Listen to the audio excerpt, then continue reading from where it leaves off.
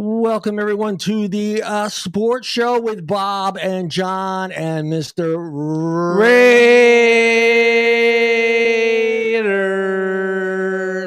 Yeah, we love doing that. Yup. Just win, baby. Just because no one else will do it for him. No one else would do it for him. Well, maybe Jamarcus Russell would have, and Darius Hayward Bay, absolutely, Robert Gallery, and just win, baby. Names that Ray should know. I know he knows. Ray, I would throw out names from my childhood about the Raiders, but you wouldn't know them. Ray's parents weren't alive. Some of the names that you're saying, Bob. No, I'm just kidding. Well, like in the late '60s, early '70s, the Raiders had. They weren't alive. They had 3 Hall of Famers. They had Jim Otto and I know Jim Otto. Gene Upshaw, Okay, and then Art Shell, on the offensive line.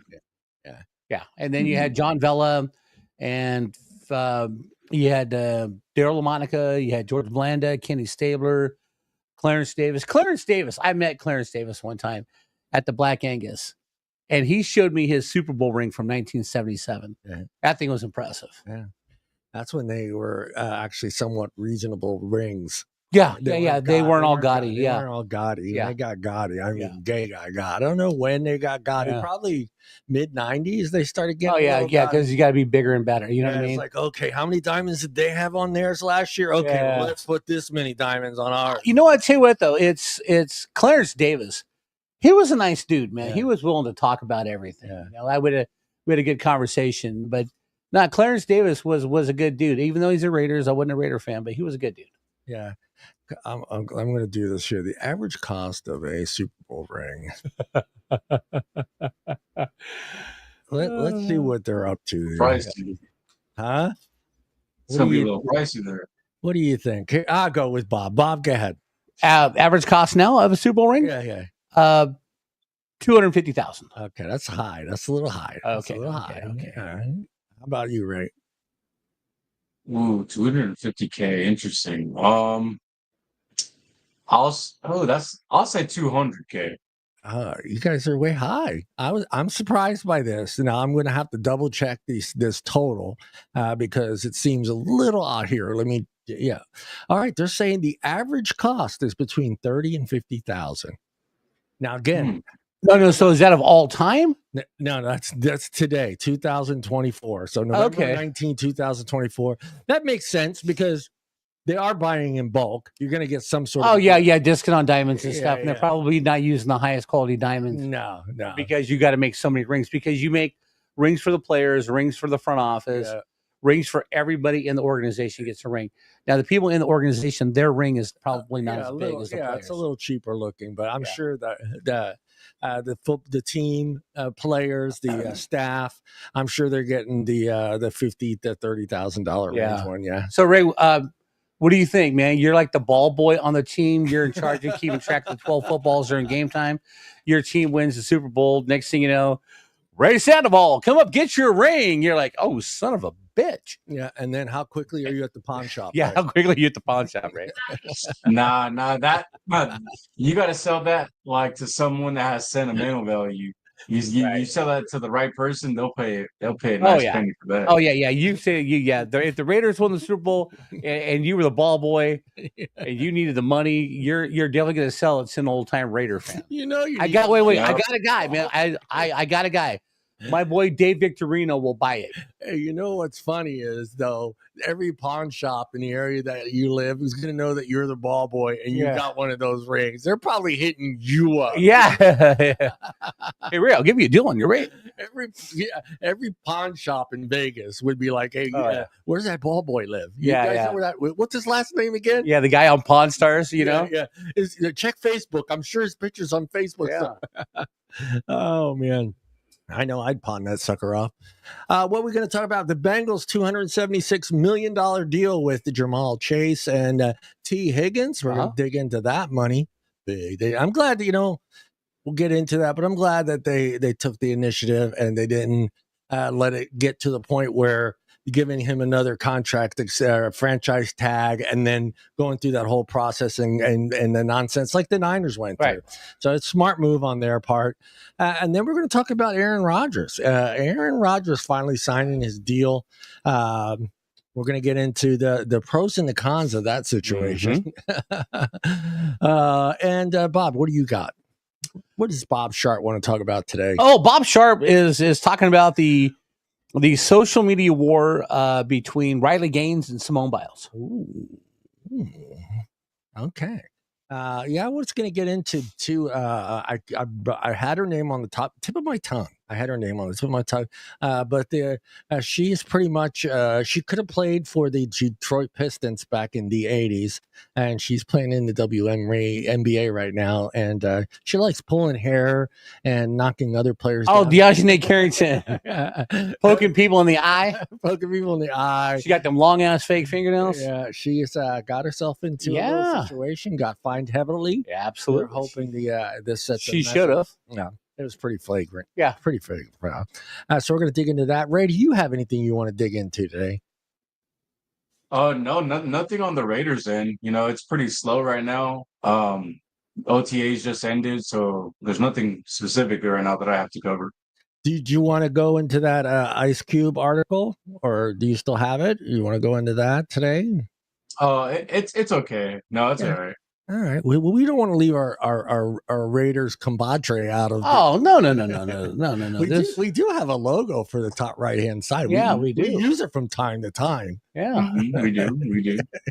Yeah, just win, baby. We need to put that on that logo too. Yeah. Al Davis, just win, baby. You don't want to talk about the movie coming out with Christian Bale and Nicolas Cage? With Al Davis I'm actually really and John Madden. I'm curious. We'll get in. Well, you know what? We'll start with that a little bit of that because I kind of want to talk about that a little bit because I'm kind of curious what you guys think where this story is going to begin and where is it going to end. I'm curious the timeline of this movie.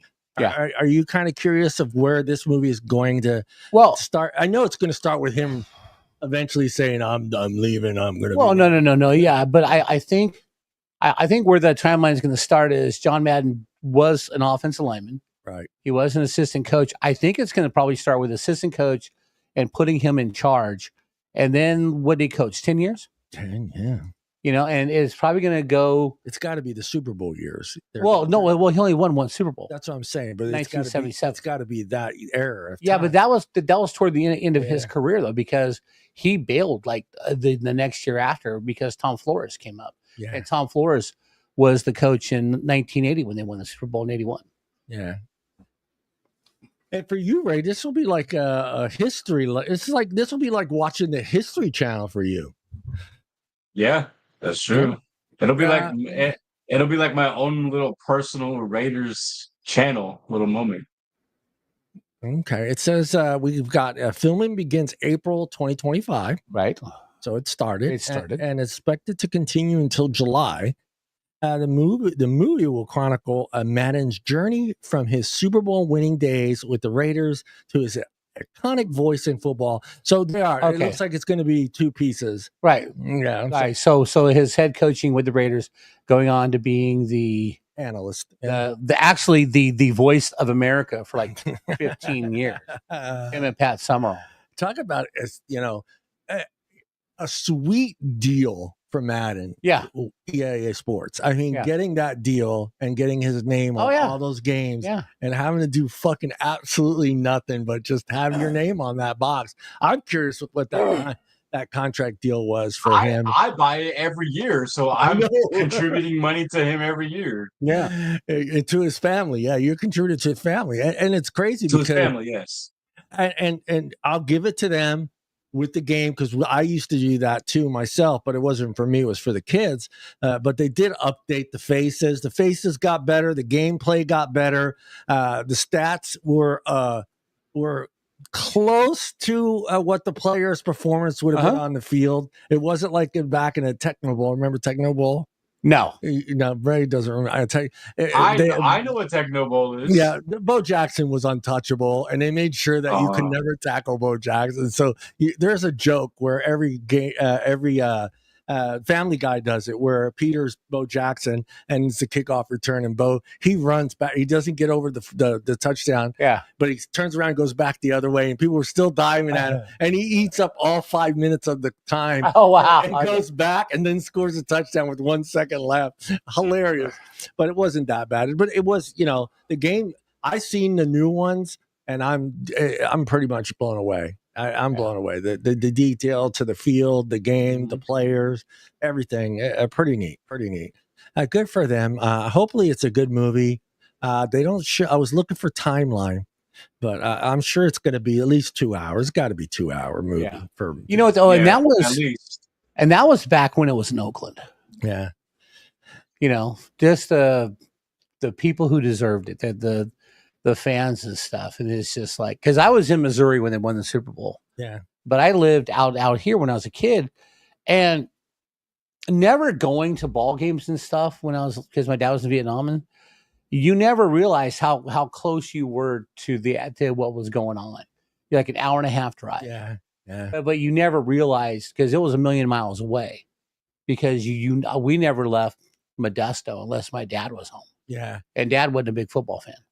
No, his forgive me because I can't remember his name because I haven't said his name for years, but the dude that did the games with him, come on, Pat Summerall. I wonder who's playing him. You gotta have Pat. You gotta have Pat. Pat Summerall was you gotta have Pat. Who plays Pat? Though? You know what was cool though, because in that era, CBS Sports, their number one broadcast crew was Summerall and Madden. Mm-hmm.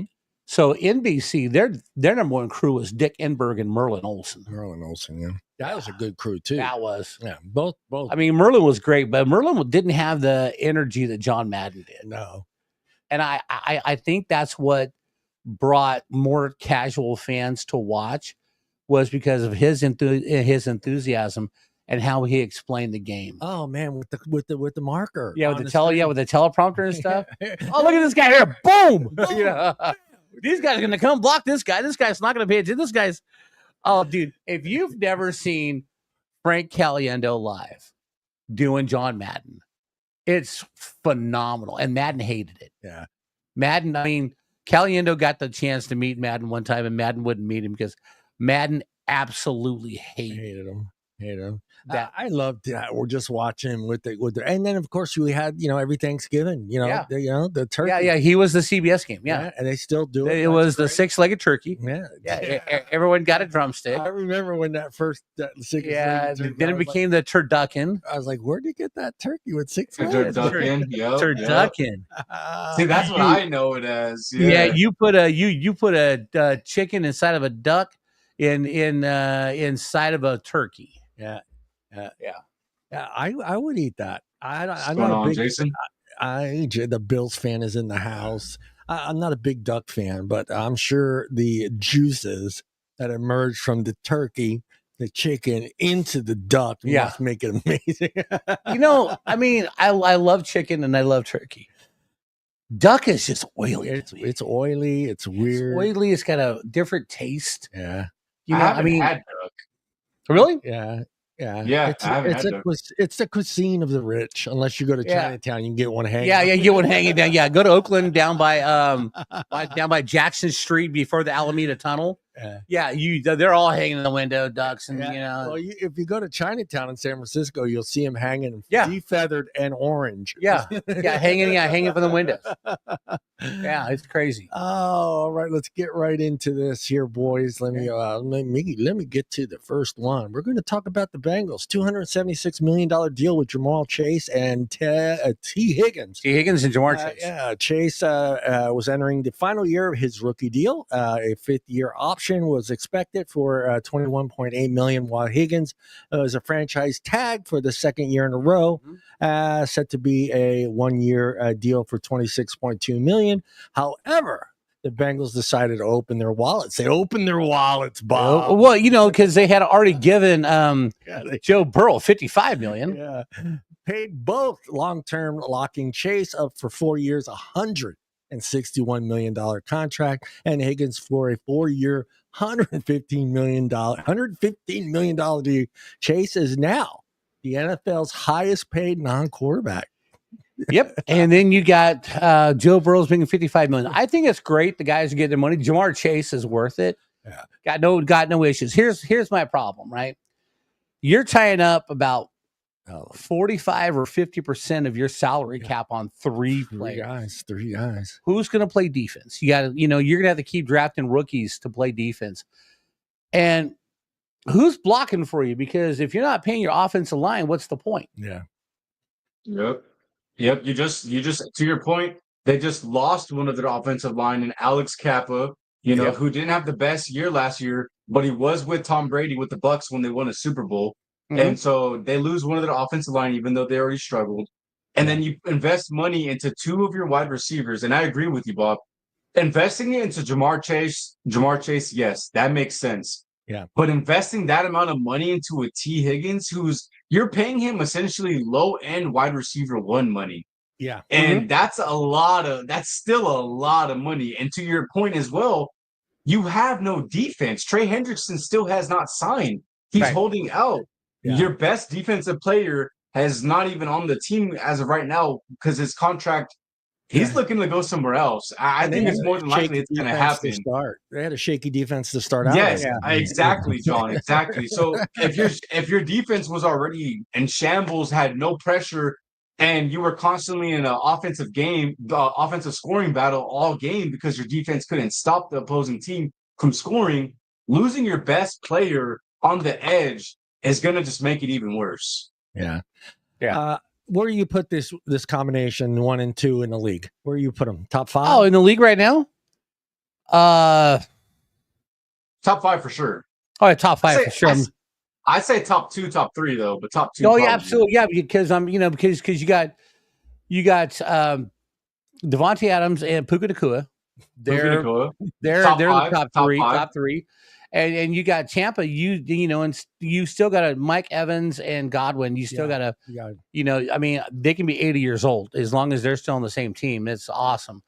Who has potential is Miami. Pickens. Yeah, Pickens and I'm blanking. CeeDee Lamb.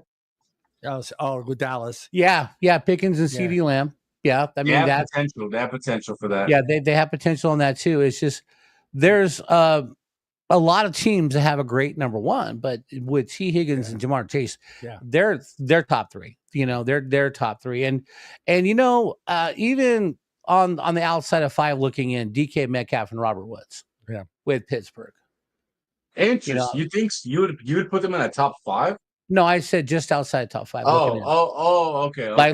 Like number 6. It just all depends on what Aaron Rodgers is going to do in Pittsburgh. Yeah. But you got a proven number 1 in DK Metcalf. Yeah. And you've got Robert Woods. What Robert Woods are you going to see? The Rams Robert Woods or the Houston Texans where he was the 3rd option? Yeah. Maybe 4th option. Vikings Justin Jefferson and Addison's really good.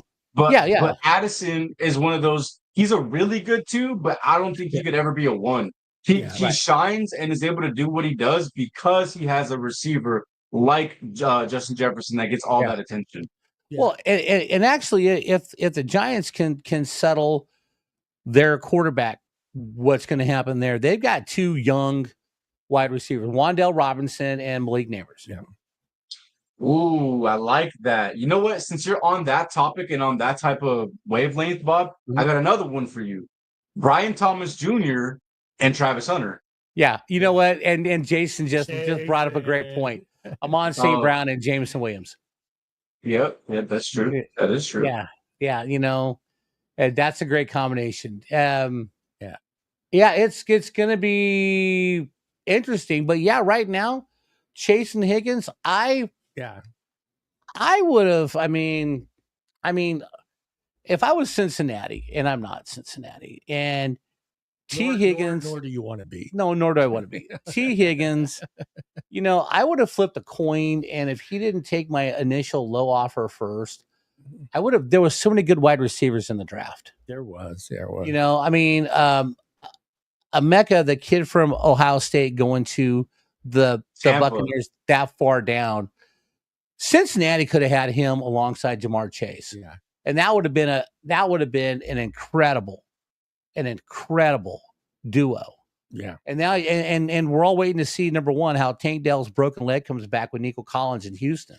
Well, yeah. But also they drafted that kid at Iowa State. Yeah. Well, Higgins had what was his name? 73. What was his name, Bo? Yeah. I can't remember his name. It's Jaden. Oh my God. It's Jaden something. I want to say Higgins too. Jaden Higgins. It's Jaden Higgins. Yeah. Is it Jaden Higgins? Higgins. Yeah. I saw that. And I'm like, hey, Bob's Rolodex got stuck. I kind of knew it. The Playboy magazine when it gets stuck every now and then Bob's Rolodex gets stuck. I knew that he played at Iowa State, and I knew he's a big kid. You know what I'm saying? I think that he will have a good year at for the Texans. Yeah. Because Nico Collins is going to need a backup guy. Yeah. Because we don't know what Tank Dell's going to look like. Yeah. With that broken leg. Yeah.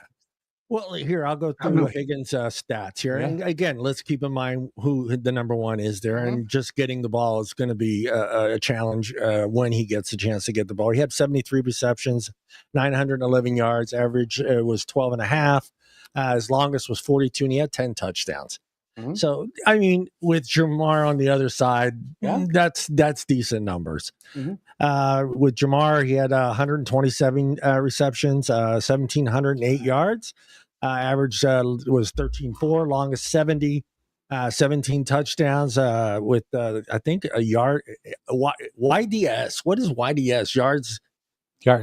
It's just yards. Why do they list it twice though? Okay, I'm sorry, 32, and then average 10.7. So I mean, Chase 25 has appeared in 62 games over the 4 seasons since the Bengals took him in the first round, number 5. Bob, out of where? Who? Jamar Chase. Oh, LSU.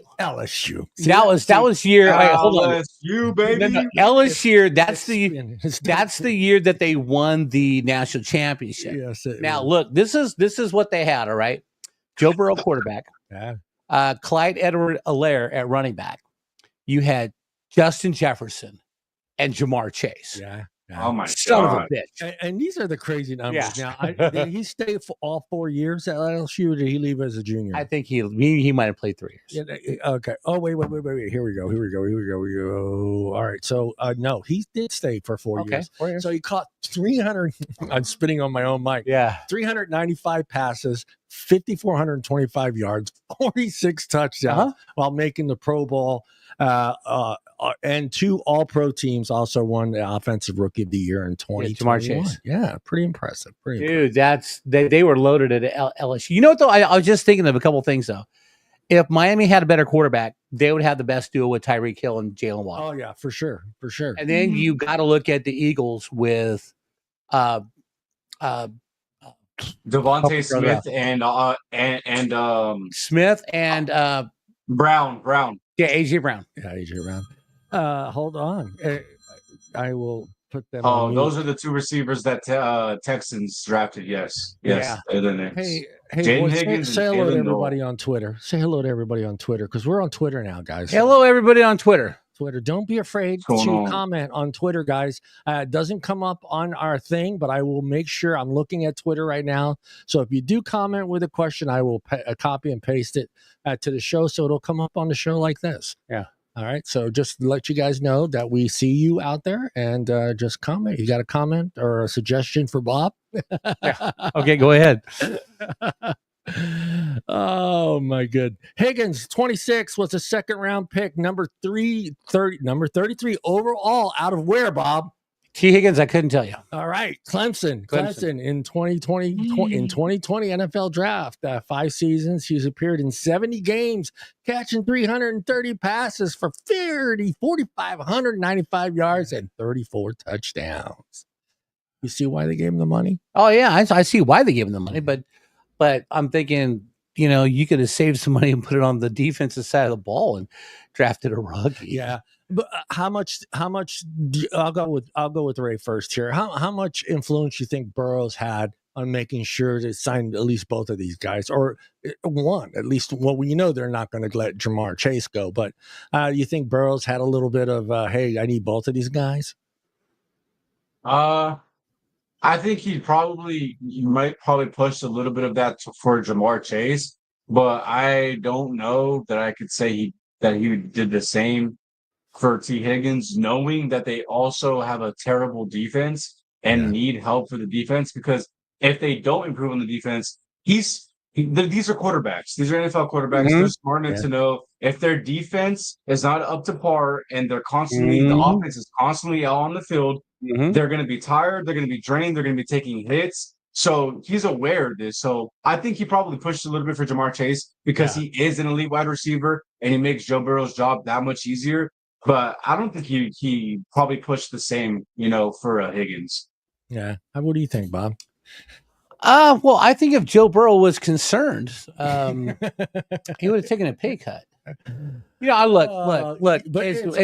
Would you say, all right, I know that comes up a lot, but would you say it's a little early in his career for a pay cut? Yes. No, I don't. Because here's the deal, right? Here's the difference between modern quarterbacks these days and older school. I mean, you know how I feel about Tom Brady. Not a big Tom Brady fan. No. The only thing I did like about Tom Brady was Tom Brady would take a pay cut and take less money to get better players on the team because he knew a better team would win the Super Bowl. It's not all about his ego, how much I can make. Tom Brady has never been the highest paid quarterback in the league. No. When he was with the Patriots, he's probably the 12th highest paid. Yeah. But he kept winning Super Bowls because he kept going to the playoffs because they had a well-rounded team around him. Yeah. And then Tom Brady understood that. Yeah. Yeah, I mean, I think it's still a little early. I think if he loses one more playoff game for the Super Bowl, maybe he starts to make a decision on taking a little bit of a pay cut. Well, a little early. I look and you want to make that money early in your career, so you get he's probably on his second deal, right? He's on his Joe Burrow's on his first deal after his rookie contract. Okay, so everybody and the Rams created this when Aaron Donald left. Okay, Aaron Donald was a huge price every year on the salary. Yeah, on the salary cap because Stafford won his money. Puka Nacua got a brand new deal. Cooper Kupp got a great deal. A lot of guys were getting big deals, but you had a lot of holes. The Rams threw in some magic beans they bought from some dude, and they drafted incredibly well. They did, and they got a lot of kids on defense that have developed into one of the better defenses in the league, and none of them are making money right now because they're either first year or second year players. Yeah. And I think a lot of teams saw that, like the Niners, right? Yeah. The Niners had 13 draft picks. The Niners drafted a lot of guys on defense because they're hoping to catch lightning in a bottle like the Rams did. Yeah. You know what I mean? And see these guys develop where you have to put them in. They have to play well. Yeah. And I think that's why a lot of teams are giving their offensive stars a lot of money.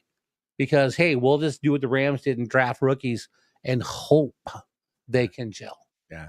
And you know who loved your defensive pickups from 2 years ago, Bob? Who did?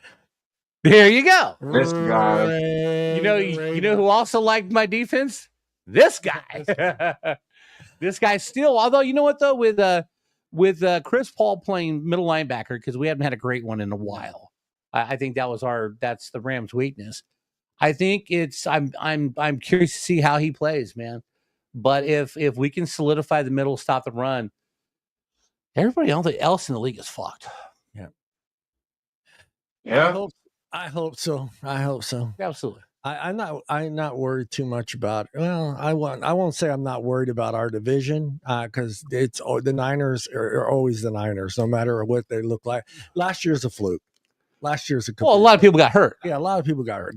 It's a fluke. But you're going in. So the Niners going into this year. But hold on. But the analysts coming up can't be wrong that everyone's got them over 10 wins. You got about 6 of those guys that are saying they're actually going to win the division, which I'm laughing because I'm a Rams fan, but I see a lot of analysts that are saying the Rams win and the Niners win more than 10 games and possibly win the division. I saw a lot of analysts last year who had the Niners win the Super Bowl. Yeah, I know. Opinions. Honestly, Let's be Go ahead, Ray. Yeah, in my opinion, your guys' defense definitely last year in that back half just consistently shown that you guys were good. Yeah. If your defense just takes a little bit of a step, you guys are going to be a hell of a force, man, because you guys already have a scary offense. Like we mentioned in the top 5 conversation for wide receiver duos. Yeah. Devontae Adams and Puka Nacua are definitely top 3. Like, I agree with Bob in that conversation. Plus, you got one of the best. He'll be number 3. Plus, you just drafted Tyler Ferguson out of Oregon. Plus we're returning all 10 offensive linemen we had last year. Yep, all 10. I like it. There you go.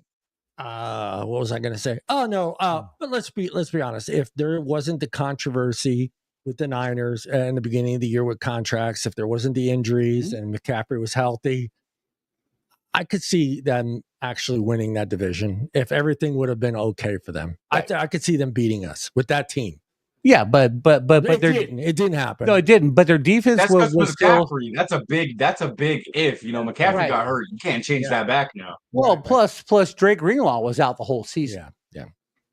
Yeah. So, but it's just like this year going in. It's just like they got him going 10 wins, 11 wins, winning the division. Yeah. Oh, like Deebo Samuel's gone. Yeah. Okay. Brandon Ayuk's hurt. Yep. Right. So you're going in with Ricky Pearsall, who's not proven. Okay, Ricky Pearsall's not proven, and Juwan Jennings. Yeah. And how healthy is McCaffrey going to be? Yeah.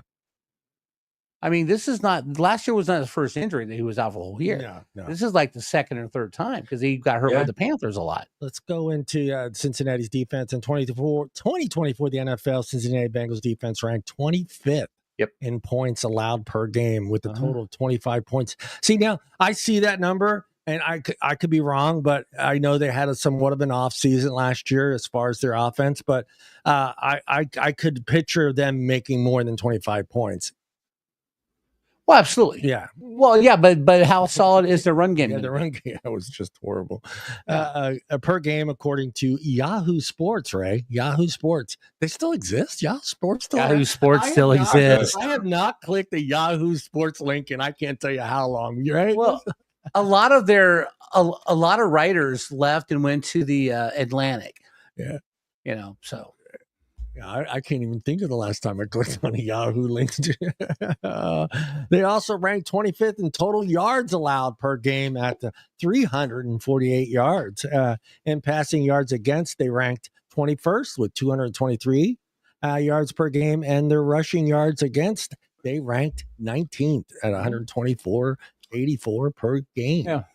So, yeah, I mean, and I can't remember the guy's name off the top of my head that's dangling trade possibility with the Bengals. You mentioned his name earlier. The edge rusher. Trey Henderson. Yeah, Trey Henderson. Yeah, I was just looking at that. I didn't know if we wanted to talk a little bit about that or not, but I think they said, from what I understood, it looks like he may be going to the Jets. Jets. Commanders would be a nice, interesting spot too. Yeah. Yeah, it'll be interesting to see this combination with Burrows and Higgins and Jamar. Oh no, it's going to be awesome. All right, it's going to be awesome, but they're going to have to pass a lot because they're going to be behind. All right, would you take both in your fantasy? I'm gonna say no because you really don't do that. I'm gonna hold out. No. I'm gonna say no because you really shouldn't be doing that. No. My brother won our league 2 years ago, and he started Tyreek Hill and Jalen Waddle every game. Oh, yeah. Hell yeah. Yeah. Ray, will you be taking both? Look, Ray's he's keeping his strategy close to his chest. Jamar Chase and T. Higgins. As your 1 and 2. No. Yeah, no, seriously. My brother had Jalen Waddle and Tyreek Hill, started them both, and he won the league. Yeah. I'd rather have 2 1s. Yeah, I mean, if you could get 2 1s, but if you come around, say you have the first pick and you take Jamar Chase, okay? Yeah. And it comes back around and he's sitting there. Do you grab him? Hell yeah. Okay. I guess it just depends on how the board falls, right? Right. Yeah. Oh, and by the way, my brother won his league with Joe Burrow as quarterback. Joe Burrow. 2 years ago? Yeah. Hell, my brother lost in the playoffs by 2 points this year. Dude, I hated that. I hated losing by it. Worse is when it's 0.8. Yeah, 0.8. Yeah, my brother lost by 2 points. I lost by 0.1. 1-0. Yeah, that's a fucked up Sunday right there. Yeah. No, A my tenth brother. of a point. And it's worse when you have to wait till Monday to find out. Yeah. Dude, did I tell you how many nights I've had where I'm sitting there going, fuck, I don't want to watch the Monday night game. And then I get up in the morning and I go, fuck, I lost by a tenth of a point, dude. What the fuck? Oh, dude, I'm watching one time. Okay, so I'm up on Jesse by 89 points. And then we're going into Sunday Night Football, the last game both of us had. It was the Rams versus the Colts. Yeah. The Rams started Mark Bulger. He had Bulger. I think he had Isaac Bruce. And he had somebody on the Colts. I can't remember. And I'm like, I got this. Peyton Manning's and the Rams get out big. Rams got out big. I'm like, I'm good. As long as he doesn't throw it to Isaac Bruce, I'm good. I lost by 10 points. 10 points. That is the worst, though. When you're up like that, though, and it's Sunday night and you go to bed, you got nothing to worry about. You're up by 80 points or even 50, you know, and then you get up Monday or Tuesday morning and you find out you lost by a fucking 5 points. Yep. I'm watching the game with Jesse. I'm like, oh, son of a. Oh, that's even worse. Son of a bitch. Son of a bitch. Yeah, I don't want to be sitting next to the guy I'm playing on a Monday night. Yeah, I'm up. No. Or the next night at work after you just got your butt beat. Yeah. Oh yeah. Well, we're not allowed to talk sports at work, right, Joe? Here's the deal. I have talked sports in front of Joe for a little bit. Let's not get into that. But because somebody's not there who would get violently upset, it's pretty all good, right? Yeah, it's good. Go Raiders. Go Raiders. Raiders. Okay, what's your next topic? Hey, we're going to talk about Mr. Aaron Rodgers. Veteran quarterback Aaron Rodgers would take less. He would have taken less money. I don't know. He would have, Bob. No, what's he making? 13 million, right? He's making 13. But he can make up to 19 million. 19 with right. incentives. Right. So that was his agent said, hey, Aaron, you can get 20. Yeah. And Aaron's like, no, I can play for 10. Yeah. And he got a little more than 10. Aaron said he would play for 10. Right. Which, hey, that's for 41 years old, didn't have a he had a good last year. If he would have been, I think if the team would have been more together, I think he would have had a better year. He threw wait, more together? He had Devontae Adams. He had Garrett Wilson. He was basically Brees yelling Hall at everybody on the sidelines. There was no what's the word? Cohesiveness. Morale. Okay, here's the deal. It was Aaron. Here's the deal. Aaron and everybody else. No. With all that talent, Spencer Rattler could have won 8 games. Yeah. Okay. At quarterback. I give you. He threw for 3,997 yards, 28 touchdowns. The yardage, he was 8th in the league. 28 touchdowns, tied for 7th. He did throw 11 interceptions. 48 QBR rating, 25th in the league. Okay. Aaron's deal is $13.7 million for 1 year. It's still not known. Again, like Ray just pointed out, he has to win a Super Bowl, though. Ray has to win a Super Bowl to get that $19.5 million. Well, so at least Pittsburgh has a good defense. Yeah. And Pittsburgh has a solid running game. Yeah. Because Pittsburgh doesn't pay people a lot of money. No. But they're always solid. It's a working man city. It is a working man city. But they. City. But I mean, they paid Roethlisberger, but look what Roethlisberger brought. But how do you sell 13 million to a coal worker who's making $8.95 an hour digging in the tunnels? Exactly. You can't sell it, Bob. Exactly. But no, but the whole deal is I think the Steelers are in a better situation than the Bengals are. Yeah. Because they have a solid defense. They have a solid defense. They have a solid defense. They have a solid offensive line. Okay. Their weakness last year was at the quarterback position and the wide receiver position. I think they upgraded with DK Metcalf and Robert Woods. Last year they had George Pickens. That's it. Yeah. Mm-hmm. Go ahead. So you would take them to do better than the Bengals to this season? Absolutely. A better record? Absolutely. Well, that's my next question. Oh, here we go. We'll start with you, Ray. Does he still have what it takes to win in that division with Baltimore, No. Cincinnati, and Cleveland? I think that them signing Aaron Rodgers brings them from a 6-win team to an 8-win team. I don't think they're gonna. Damn, all right. I don't think they're gonna win 9 or 10 games. I don't think they're gonna be in the playoffs. I think the Bengals are gonna end up stepping in and taking that spot. But no, I don't think Aaron Rodgers has what it takes anymore. I think he has the arm, yes, but I just think he's too up there in age. He doesn't have the step. He doesn't have the move. Like, I just don't think it's there anymore. So I don't see them doing more than 8 wins. I don't see them making playoffs. Jason, you get this, Jason. I think I have it somewhere over here. Okay, so Ray, I already owe you $1 because somebody didn't call out who I thought would call out. I'm gonna double or nothing. $2. $2 or nothing. And then he's gonna reenact a scene from a very great movie when he. I want my $2 now on his bike. On my bike, chasing you down a ski slope. I will double or nothing.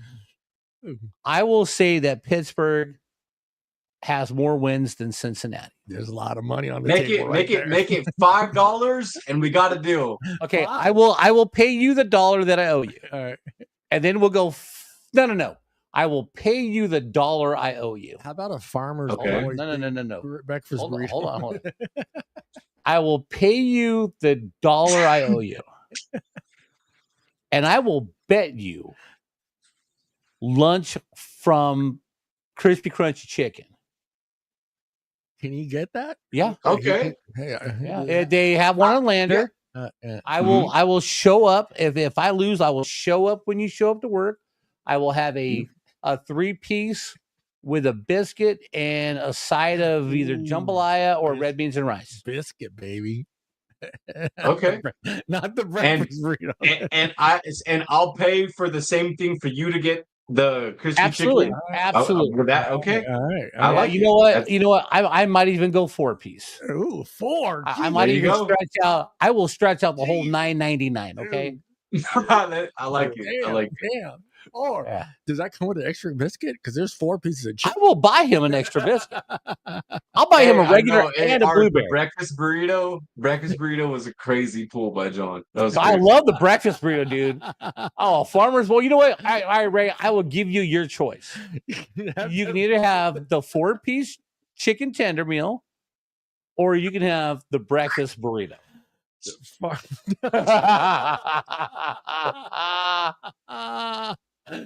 Oh man. Farmer boys. That'll be the bet because I love a Farmer's Boy breakfast burrito. That is a mountain I will climb. That is a colostomy waiting to happen right there. I will choose the chicken, but you could choose whichever one you want. All right, that's fine. That's fine. All right. That's fine. I'm gonna go crispy crunchy. I love crispy crunchy. I'm dying. Okay. And I'm gonna make you, I'm gonna make you get me the side of jambalaya too. Onions. There we go. There we go. Bob, your thoughts. Does he still have what it takes to win in that division with Baltimore? You know what? Okay, look, last year Pittsburgh beat Baltimore. Yeah. In during the season stuff, and I think he does Baltimore too, right? Yeah, they beat him in Baltimore. Yeah. I think, Aaron Rodgers probably still has enough in his tank to will them down the field to win. His only thing is his age, and he's got to stop forcing the ball when it's not there. Yeah, because he did have a lot of interceptions. He's starting. You kind of see that Favre effect coming into play there. You know, like, hey, I got 5 seconds. Let me air this one out, and everybody go deep and get over. Yeah, no, I know. I see that too. I saw a little bit of that last year. Right. DK Metcalf, I can't say his last name. Shamuk. How do you say that? The wide receiver number 2, and Calvin Austin with. Robert Woods is there now. Is Robert Woods there now? Yeah, I didn't see his name on there, so I didn't. Yeah, Robert Woods is in Pittsburgh now. Okay. So, and then they got Trey. They got Pat Fryermuth. Yep. And they got Jalen Warren at running back. Yep. Is that enough to keep Aaron happy? And how far? Well, you know what's going to keep Aaron happy is the Pittsburgh defense. Yeah. And how I far will say into that the season? Pittsburgh did lose one of their starting 2 linebackers. Yeah. Yeah, but you know what, though? As long as you got the manster T.J. Watt on the edge, and he will fire up anybody else on the interior line, I think Pittsburgh will definitely be fine. How far into the season will we see an Aaron meltdown, Mr. Bob? I don't think you will. Let me pull the schedule up. I don't think you'll see a meltdown. Pittsburgh Steelers 2025 schedule. There you go. Where do you see the meltdown happening? Okay, Bob? so hold on here. What do we got? Let's see here. So the preseason's over with the Panthers. They're playing the Jets the first game of the year. Yeah, first game of the year is Jets. That's going to be fun. Revenge game. I think they beat the Seahawks. Yeah. They're definitely going to beat the Patriots. Yeah. And then they got the Vikings. The Vikings will be close. All depends. I think they're at home. I think Minnesota might win that game. But I see them beating the Browns.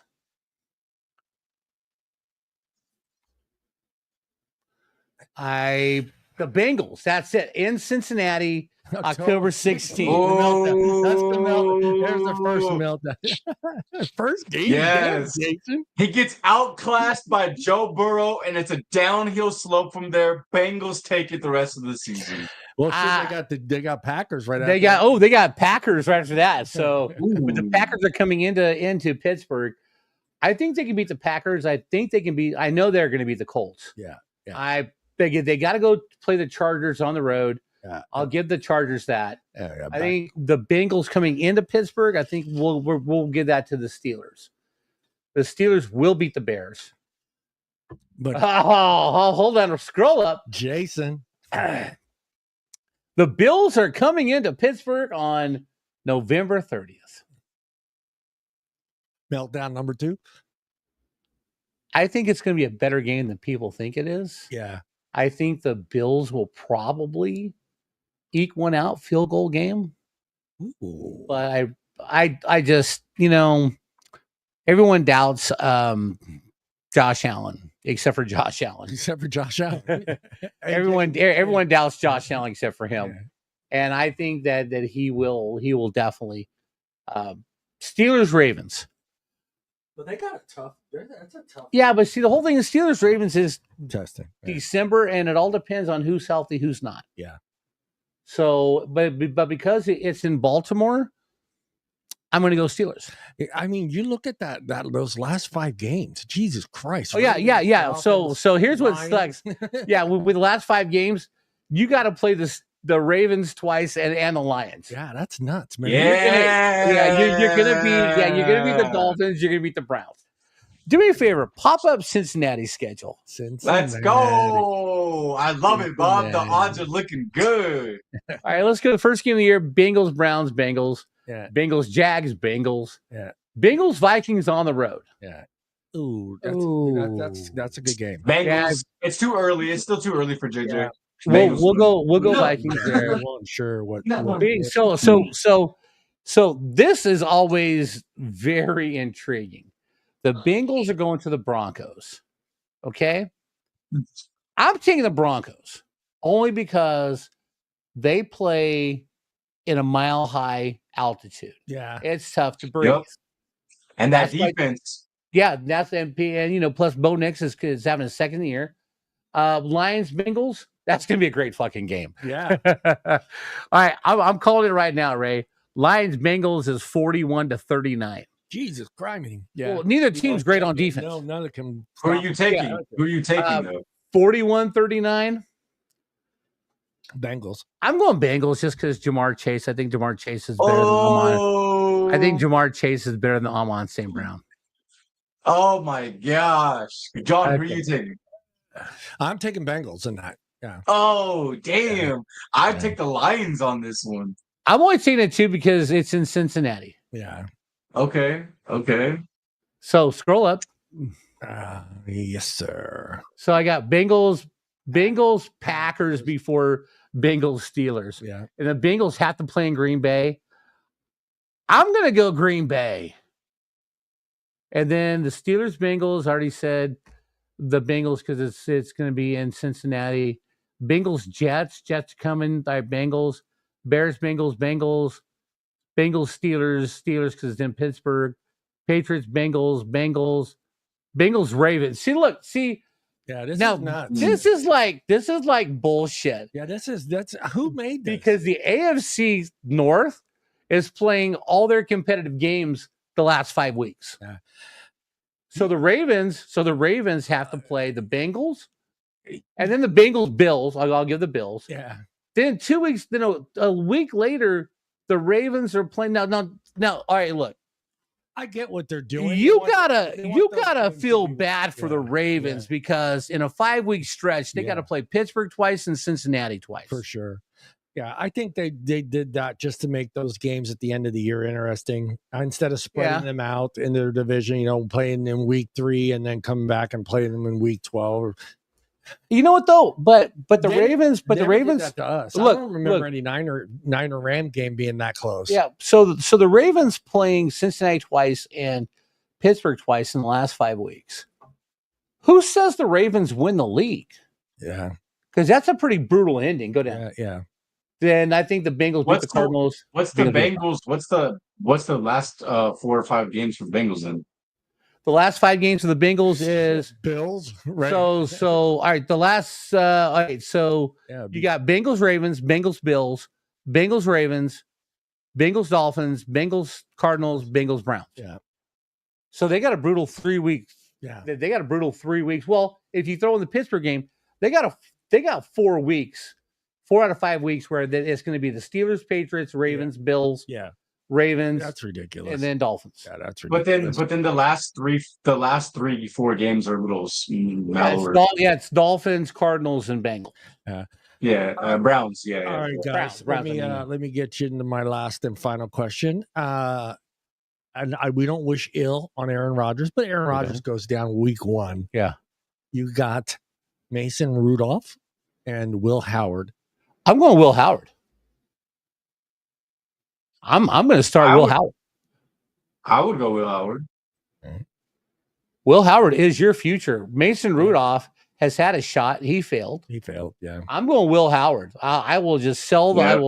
I will sell the season down the road, and I will go with Will Howard. No, Ray. So okay, I just want to make this out. I'm just going to throw this out here. Our bet is final, regardless who gets hurt. Oh Jesus, we got No, I don't want any excuses. If Aaron Rodgers goes down, you're not going to see me cry like a little bitch. All right. If Joe Burrow goes down, I'm not going to complain either. Yeah, 100%. It's not fair. He got hurt. No. We're going to man this up, and someone's getting lunch. Yes, sir. Yes, sir. Big farmer boy burrito. This is a big man bet. Exactly. The breakfast burrito that makes you poop. You know what, though? I made this bet last year with Fred for Alabama and Georgia, and I lost. Yeah. And I took care of Fred and everybody else. Nice. Hey, we are at that point where Mr. Bob Sharp has a thing. Let me find it first. Make sure I get the right one, man. Because this is important. Right? No, so go on the internet and pull up. For 5 minutes. Could you not be yourself? For 5 minutes!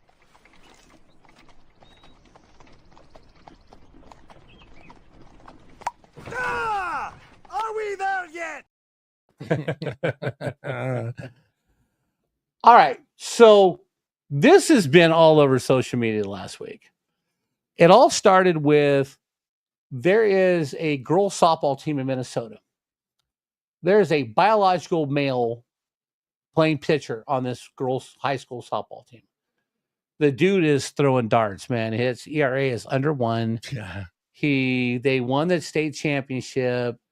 The other team got 2 hits, couldn't score a run the whole tournament. This guy's throwing nothing but shutouts. So Riley Gaines, who was an Olympic swimmer, went to the University of Kansas, tied Leah Thomas in the 200. And basically they gave the trophy to Leah Thomas because they wanted the photo op. They mailed hers to her.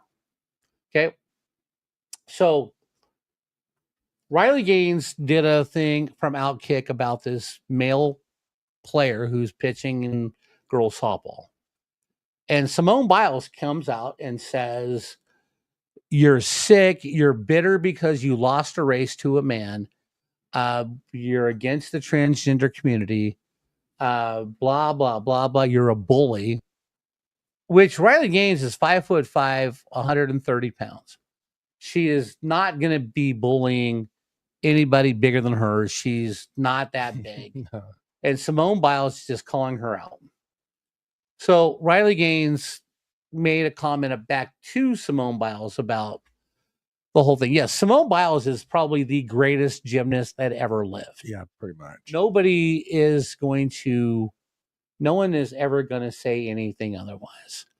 Simone Biles happens to participate in a sport where even if a man wanted to compete, because of the events and everything else, it wouldn't be feasible for a biological man to compete in those sports because they have their own division of what they do. And men's gymnastics is completely different than women's gymnastics. Yeah. But my whole point is Simone Biles is 4'8". You know, you're lucky because your sport has never had a spot where a man could compete against you. You know, Riley Gaines is a swimmer and she's got to compete against a biological man who's 6'3", physically stronger, physically beat her. And she tied this dude in a race. She's 5'5", 130 pounds. And this guy but Riley Gaines's whole thing was she had to undress in a locker room with this dude, and he's still got a penis. And because those swimsuits are so tight, it takes about 15 minutes for the women swimmers to put their swimsuits on because they're so tiny and they're so tight. Yeah. And here's this dude with a penis, like getting his nuts off, staring at him and stuff. And Allegedly. And all the girls are feeling uncomfortable because here's this biological man.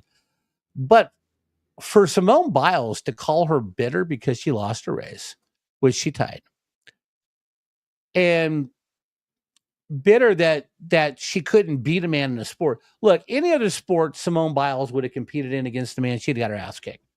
All right. John McEnroe went on a CBS News show Monday morning, and they were bringing up, hey, well, Serena would have beat anybody. And John McEnroe was like, no, she wouldn't. She lost against the number 300 tennis player in the world. She lost 6-0, 6-1. Women can't compete with men in tennis.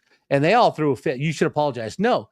And they interviewed Serena Williams. She goes, I can't compete with Andy Murray. If I played Andy Murray, I'd lose 6-0, 6-0 in 15 minutes because I can't handle a 140-mile-an-hour serve.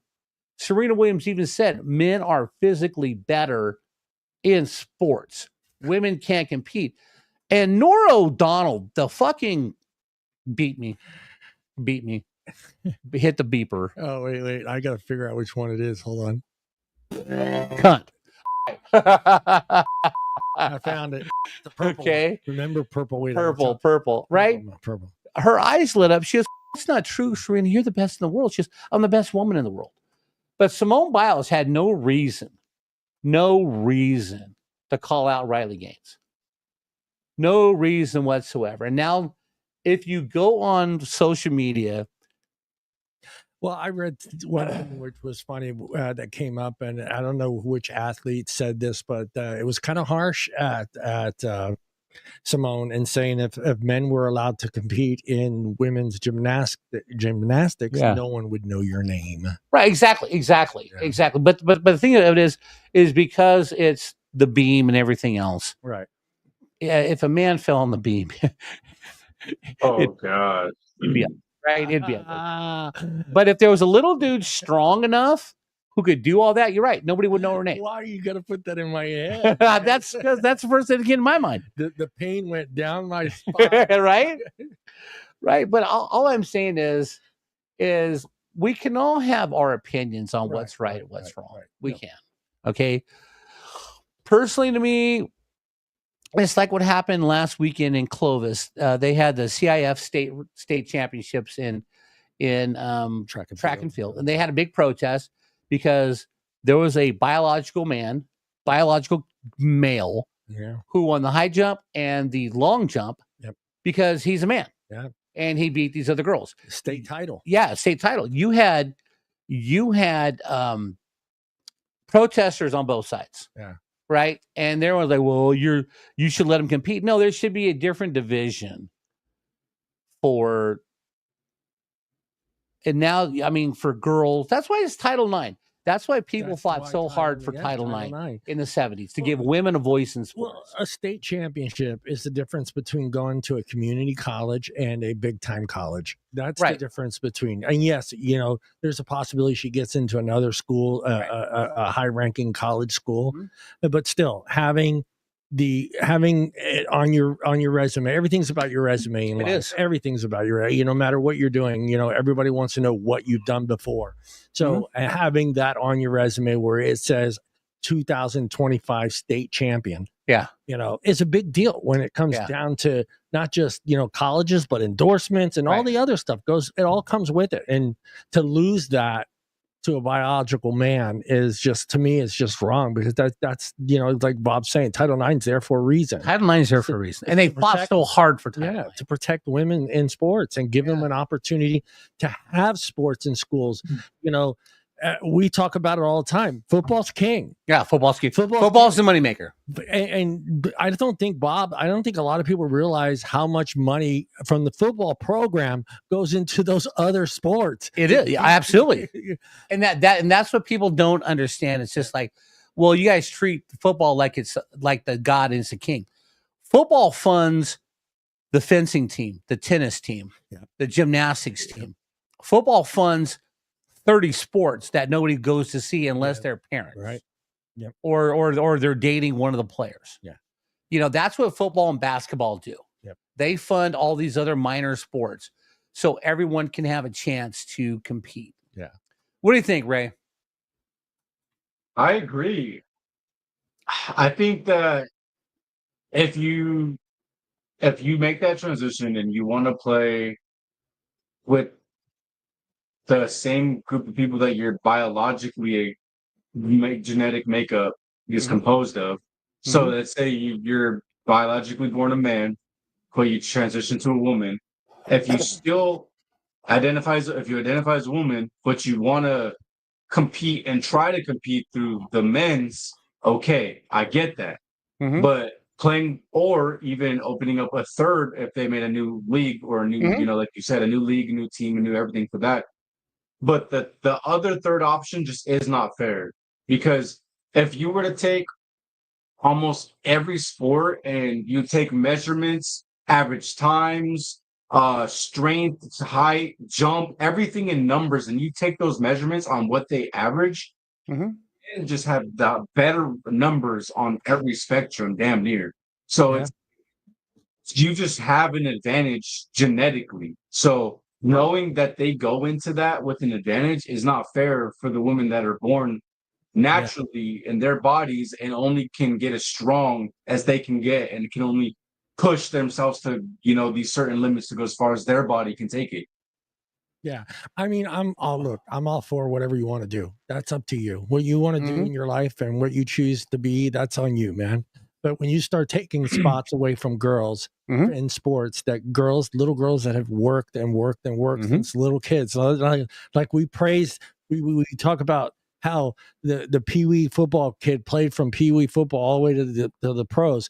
Why doesn't the girl have that same opportunity when she's been playing Little League soccer all her life and gets to high school and gets beat out by a boy and then gets beat out by a boy again in college, and she's the second best player in the country, but yet she's going to lose her scholarship to a boy. And I just, to me, and look, I get it, it's such a small percentage, it's almost impossible. I get what they're saying when they talk about that. It's almost impossible for them to start another league, because it's such a small minority. It's just a small group, right? So colleges aren't going to go, okay, we're going to start our own transgender basketball team. They may not even get 5 people to show up for that. So well, we were doing that show Well, hold on. We were doing a show about 2 years ago talking about the same thing. Yeah. And there was a picture of the dude. Mission College in female. Yeah, Mission College over in Fremont. Yep. Right? They had a 50-year-old dude who was 6'8". Yeah, Bray, dude was who decided he was transgender, and he's playing on the women's basketball team. He's 6'8". Every girl on the team is under 6 feet. You've got girls 5'4". This dude is 6'8", and now he decides he wants to compete as a woman. Yeah. So last week I was reading too, where in the last Olympics there was a fighter who was fighting in the women's boxing, but they thought was a biological male. They finally proved it was. So I think they're stripping her of her gold medal. But you could tell it was a dude. Yeah, that's my boy right there. Is that my boy from the Mission College? Here you go. All I know, the only thing that I have to say is there's a reason. That's the 6'8". Yeah. Yeah. Oh my God. Yeah, he's 50. He's 50 years old. He's 50. Wow. Look, all I know is I have one simple statement to make. Go ahead. There is a reason why there is a men's team and a women's team, whether if it's in high school, college, or the professional level. There's a reason why those two do not play together. Right. And that's it. There's a reason, man. There's a reason. Right. It's funny because a lot of people, the people on the other side of this issue, they're like, well, if Asia Wilson played in the NBA, she'd dominate. She'd get her ass kicked. Yeah, dude. She tried to post up on Angel Reese would get her ass kicked. Yeah. Okay? Because they don't have the physical body or the tools to muscle up a man in the paint. Yes, I watched Juwanna Mann. Yeah. That was hilarious as hell. Right? But he dominated because he's a man. Yeah. Okay? Men are physically stronger. Men are physically better. Now, the only sport where it's really competitive, chess. Well, chess too, but no. If you I was going to say that. Yeah. If you watch the Olympics, archery. Yeah, archery. They've got the Chinese team and the Japanese team. There's a lot of women on there, and they're winning medals. Because you can either have men or women in archery. Right. Yeah. And the Chinese have always got women, and Japanese always got women in archery. So they can compete there. I think that's one of those things where it's a mental focus. You have to have the ability to have pinpoint focus and accuracy, but you don't need to have a certain an extended amount of strength. You're not running super fast. Nope. You don't have to be tall. You don't have to have long arms. So there's very small requirements that it takes to actually be good at it. But if you master those little few things, then yes, you can be excellent. Mm-hmm. I mean, go ahead, Ray. I was just saying the great part about that is none of that's physical based. So right. So, but if you look at track and field now, they have a 4x100 relay now, or a 4x400 relay now, where it's mixed. You have to have 2 women and 2 men. Right. And it's awesome to watch because where each team puts their men and puts their women, it's getting to the point where everybody wants to start a man now and go women, man, or the Netherlands goes man, woman, because they have an awesome lady running the 400 at the end, but she needs about a good 30-meter head start lead when the Americans get the baton, because that dude's going to catch her and beat her because he's faster. But but both teams have to have 2 women, 2 men. That's interesting. I guess it just really depends on the type of runners that you have, and then the type of runners that it looks like you're going up against. Right. But but it's fun to watch. It's really fun to watch. Netherlands is strong. USA is very strong. And those are your top 2 teams. What do you got here? These are for 100-meter dashes. Okay. Men and women. Uh-huh. And you can see how these don't seem like they're in the right order, though. Well, yeah, no, men run it faster. Yeah, men run as faster, but I thought it was a lot lower.